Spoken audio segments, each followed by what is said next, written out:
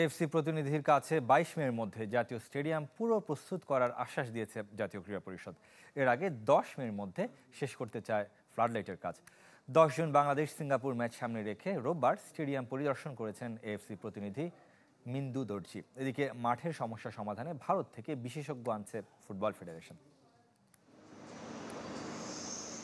Football federation আর জাতীয় ক্রীড়া পরিষদ কর্তারা অনেকবার জাতীয় স্টেডিয়াম পরিদর্শন করেছেন। রোববারের পরিদর্শনটা আলাদা। এদিন ছিলেন এএফসি প্রতিনিধি, যিনি ম্যাচ কমিশনারও। ১০ জুন বাংলাদেশ সিঙ্গাপুর ম্যাচ সামনে রেখে মিন্দু দর্জিকে পুরো স্টেডিয়াম ঘুরে দেখিয়েছেন কর্তারা। মাঠ, ঘাস, ডাগআউট, ড্রেসিং রুম, ফ্লাডলাইট সহ সব সুযোগ সুবিধা ঘুরে দেখেছেন, দিয়েছেন পর্যবেক্ষণ। ওনার পজিটিভ সাইডটা আছে, যেহেতু উনি খুব প্লিজড হয়েছে। উনি কাজ দেখে অনেক প্লিজড হয়েছে যে অনেক ডেভেলপ হয়েছে, মাঠে অনেক সৌন্দর্য এবং সব কিছু মিলে অনেক প্লিজড। বাট স্মল রিকোয়ারমেন্টগুলো অতি শর্ট টাইমে উনি বলছে কমপ্লিট করার জন্য।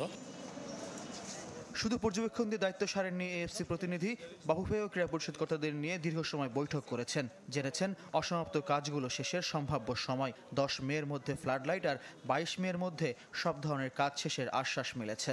এমসি রুম অর্থাৎ ম্যাচ কমিশনার, ডোপ টেস্ট, তারপরে ড্রেসিং রুম, এগুলো কিছু সমস্যা ছিল, অবজারভেশন ছিল। এগুলো আমরা ক্রীড়া পরিষদের যে কর্মকর্তা ছিল ওনাদের সাথে মিটিং করে তাদের কাছে ডেডলাইন নেওয়া হয়েছে। হাসের বিষয় আমাদের ইন্ডিয়া থেকে আমার এক্সপার্ট আসবে, ওনার সাথে কথা হয়েছে, যোগাযোগ হচ্ছে, হয়তো ১ সপ্তাহের ভিতরে এক্সপার্ট আসবেন।